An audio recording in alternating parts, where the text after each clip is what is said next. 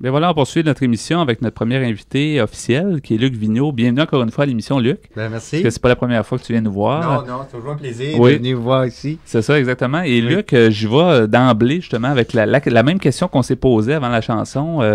Perd-on son temps à essayer de démystifier la santé mentale, ce que beaucoup de monde fait? Qu'est-ce que tu en penses? Ben, je pense que non, on ne perd pas notre temps. Il y a encore énormément de travail à faire à ce niveau-là. Oui. Si on pense, entre autres, surtout que la grande vague de désinstitutionnalisation qu'on a vécue, il y a beaucoup de gens qui ont encore peur.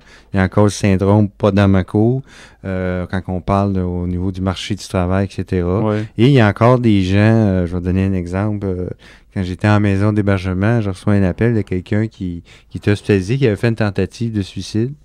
Et puis, bon, là, je lui parle de sa santé mentale, comment ça allait. Il me dit, ça va très bien, j'ai pas de problème de santé mentale, mais la veille, il a fait une tentative de suicide. Ah ouais. Alors, pour lui, c'était pas de la santé mentale, ça, tu sais. Ouais, c'est ça. Alors là, je pense qu'on a eu une bonne discussion, puis effectivement, il a pris conscience que sa santé mentale allait pas bien, mais donc, c'est dans ce sens-là aussi qu'il faut, important de démystifier. C'est ça, parce qu'on connaît pas toujours c'est quoi de la santé mentale, c'est quoi, qu'est-ce qui est pas santé mentale. C'est ça, exactement. Il faut quand même aussi, on a le droit de pas filer. Oui. Faut pas courir là, en psychiatrie parce qu'on a... Parce qu'on a un petit down de quelques jours. Là. C'est ça, exactement. Là. Ouais. Mais il faut quand même être vigilant face à ça. Pour replacer les auditeurs, si jamais ils t'ont pas entendu avant quand tu étais à une de nos émissions, tu as écrit un livre, entre autres, qui a fait beaucoup de bruit.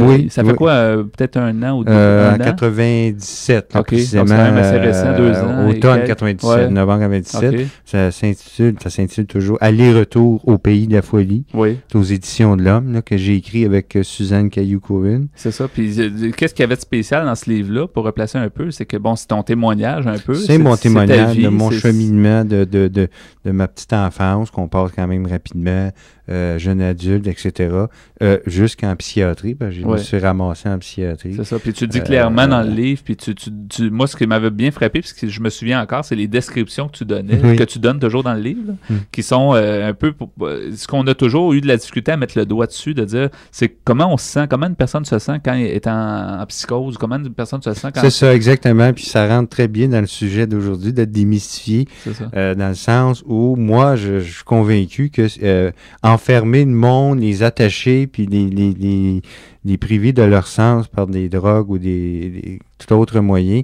mécanique ou chimique, pour moi, c'est pas la solution. Il faut permettre aux gens qui puissent exprimer ce qu'ils vivent, pouvoir parler, et aussi que les gens soient formés à écouter. Parce qu'écouter, c'est comme un art, dans le sens où c'est pas juste écouter pour l'écouter. Hein. Faut quand même aller chercher des points importants, faire du reflet, etc. C'est ça. Donc, c'est dans ce sens-là, je pense, le livre. Aussi, j'égratigne la psychiatrie en passant. Oui, c'est Parce ça. que, moi, le rapport que j'ai eu avec eux, j'étais pas satisfait du tout. Mais c'est presque... Comment expliquerais-tu que ton état maintenant semble... Je veux dire, c'est pas écrit dans le visage de personne. Non.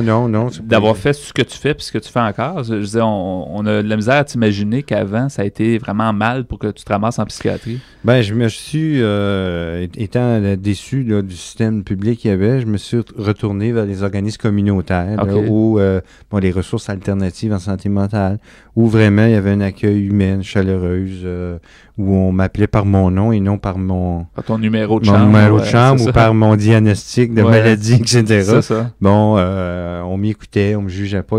Et tranquillement, moi-même, je me suis fait un programme de gestion là, de ma santé mentale. Là. Oui. Dirais-tu aussi, Luc, que depuis quelques années, moi, je ne sais pas si c'est parce qu'on est dedans, mais j'ai l'impression qu'il y a une certaine ouverture quand même au niveau des médias, c'est-à-dire qu'à tous les niveaux, au niveau par exemple des itinérants, au niveau des gens qui sont pauvres, au niveau des gens, tout un peu ceux qui n'ont jamais eu de voix dans les médias, qui n'ont jamais eu la chance de parler, j'ai l'impression qu'il y a une ouverture un peu plus quand même. Une énorme ouverture comparativement quand j'ai commencé au niveau de la santé mentale à aujourd'hui. Puis même quand Les Retours au pays de la folie a été édité, les médias, je les remercie, m'ont donné une tribune extraordinaire pour pouvoir exprimer, pouvoir dire, pouvoir démystifier justement. Plutôt que de le bouder, alors que ça aurait pu arriver. Oui, ça aurait pu arriver, etc. On dit, c'est pas un scientifique, tout ça, on sait, les livres, ça marche. C'est ça. Alors non, au contraire, je pense qu'ils m'ont donné la première place. Puis ça, je les remercie beaucoup. Ça a permis aussi d'aider des gens. Je reçois énormément de témoignages de gens qui nous remercient d'avoir écrit ça, Suzanne et moi. Ça les a aidés dans leur Ce qui veut dire qu'en ayant fait ça, t'as comme aidé t'as aidé des gens à ouvrir, à débloquer, entre guillemets. Débloquer, à dire les vraies choses aussi, à dénoncer aussi s'ils sont victimes d'oppression de la part de la psychiatrie. S'il y a toujours des menaces, bon, tu prends tes pelules, c'est la queue fermée, des trucs comme ça. À dénoncer ça, aller chercher de l'aide. Il y a des organismes de défense de droits pour les aider. Il y a des ressources qui sont là pour les accueillir, de ne pas avoir peur. Aussi, de ne pas avoir peur de passer pour fou, entre guillemets, si tu vas consulter un CLSC ou un professionnel au niveau de la thérapie. C'est juste bon, je pense. Ça, c'est la grande question. Je pense qu'on s'en était déjà parlé dans le passé. Au niveau de la médication, la fameuse médication, en prendre, oui. Quand lâcher, comment faire pour se sevrer des médicaments. C'est ça qui fait peur beaucoup aux gens parce que la béquille est là, mais ils se disent, surtout aussi l'entourage, ils disent, si lâche les médicaments, qu'est-ce qui va arriver? C'est ça. Bon, là, présentement, je travaille... justement, ce dossier-là, la médication. Bon, la médication, oui, parce que tu n'as pas à souffrir à froid, mais de nos côtés, quand tu as plus d'effets secondaires que d'effets bénéfiques, là, bon, il serait peut-être temps de songer à soit diminuer ou changer ta médication. Et il y a des méthodes qui existent là, qui t'empêchent de retomber dans des gros problèmes, là, qui est la méthode à 10%, qu'on peut retrouver aussi dans le guide critique des médicaments de l'âme, qu'on a publié aux éditions de l'Homme aussi. Et on a aussi, bon, les ressources alternatives et l'AGID, l'Association de défense des droits, aussi des programmes, justement, qu'on appelle de gestion autonome de la médication. Ça, c'est important aussi. Je pense que tu y travailles aussi. J'y travaille. On a monté, là, on a mis à jour une formation qui s'appelle « L'autre côté de la pilule », qui vient donner des informations très pertinentes aux gens qui prennent des médicaments, savoir les interactions, les contre-indications, les effets secondaires, différencier des problèmes reliés à la médication reliés à ton problème de santé mentale. Toi qui es dans le milieu, nous aussi on l'est, là, dans le milieu communautaire, mais trouves-tu que les organismes sont moins en guerre avec le milieu médical comme avant? Ça, il y avait beaucoup d'affrontements. Il y a toujours eu beaucoup, on était à l'extrémité l'un de l'autre souvent. Est-ce que ces deux milieux-là sont encore très loin ou il y a un certain rapprochement pour essayer de travailler ensemble finalement? C'est sûr qu'il y a eu une évolution au niveau du dialogue. On a tenté de lancer un dialogue. Il y a eu des changements quand même qui ont été faits. Je te dirais, là, ça reste une communication, je dirais, politically correct, c'est sûr, parce que la confrontation, c'est bon un temps, mais à un moment donné, il faut comme se replier, mais on est encore profondément en opposition, ça n'a pas changé, sauf qu'on commence à s'écouter l'un et l'autre, qui est un grand pas quand même, mais au niveau des pratiques, c'est que la psychiatrie a une approche par diagnostic, par maladie, alors que le communautaire a une approche qui est plus centrée sur les besoins de la personne. Oui, c'est vrai. Donc, ça l'a pas changé. Oui. Alors, pour continuer sur notre démystification, justement, si on perd notre temps à démystifier, c'est qu'on le perd peut-être pas, nous, ce qu'on se disait tantôt, moi, ce que je pense aussi, on le perd pas, sauf que c'est long à démystifier. Est-ce qu'il faut vraiment là, s'armer de patience pour dire, on veut démystifier, mais à quel prix de temps qu'on met là-dedans, à quel prix c'est presque une histoire d'une vie, là. Non, je pense qu'on va voir quand même, on commence à voir des résultats présentement, là, pas juste ici au Québec, au niveau mondial, je pense. Si on prend l'Italie, par exemple, où ils ont aboli les hôpitaux psychiatriques. Dans certaines régions en France aussi. En Allemagne, par exemple, ils ont mis le salaire des médecins dans la même enveloppe que l'argent pour payer les médicaments. Donc, plus le psychiatre prescrit, moins il y a d'argent. Donc, c'est un incitatif. Ça a eu un incitatif. Curieusement, la médication a baissé.